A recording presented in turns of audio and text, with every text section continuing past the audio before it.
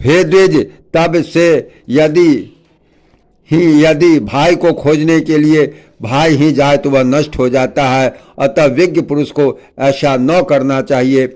महाभाग दक्ष प्रजापति ने इस पुत्रों को भी गए जान नारद जी पर बड़ा क्रोध किया और उन्हें श्राप दे दिया। हे मैत्रेय, हमने सुना है फिर इस विद्वान प्रजापति ने स्वर्ग वृद्धि की इच्छा से वरुणी से 60 कन्याएं उत्पन्न की। उनमें से उन्होंने 10 धर्म को, 13 कश्यप को, 27 चंद्रमा को और 4 अरिष्ट नेमी को दी तथा 2 ब्रह्मपुत्र, 2 अंगिरा और 2 कुशाश्व को विवाही। अब उनके नाम सुनो। अरुधंती, वसु, यामी, लंबा, भानु, मरुत्वती, संकल्पा, मुहूर्ता, साध्या और विश्वा, ये सब 10 धर्म की पत्नियां थी। अब तुम उनके पुत्रों का विवरण सुनो। विश्वा के पुत्र विश्वदेवा, साध्या से सातगण, मरुतत्वी से मरुत्वान, वसु से वसुगण हुए और भानु से भानु और मुहूर्ता से मुहूर्ताभिमानी देवगण हुए।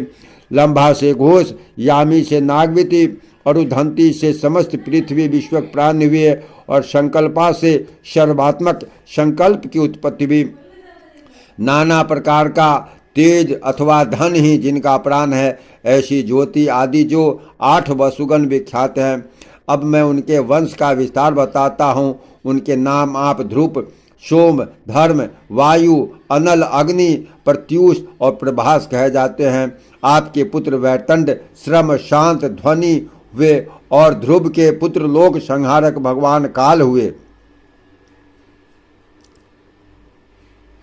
भगवान वर्चा सोम के पुत्र थे, जिनसे पुरुष वर्चस्वी हो जाता है, और धर्म के उनकी भार्या मनोहरा से द्रविण, हूत और हव्य तथा शिशिर, प्राण और वरुण नामक पुत्र हुए। अनिल की पत्नी शिवा थी, उनसे अनिल के मनोजव और विज्ञात गति ये 2 पुत्र हुए। अग्नि के पुत्र कुमार सरकंडे से उत्पन्न हुए। ये कृतिकाओं के पुत्र होने से कार्तिकेय कहलाए। शाक, विशाख और नैक में इनके छोटे भाई थे। देवल नामक ऋषि को प्रत्यूष पुत्र कहा जाता है। इन देवल के भी 2 क्षमाशील और मनीषी पुत्र हुए।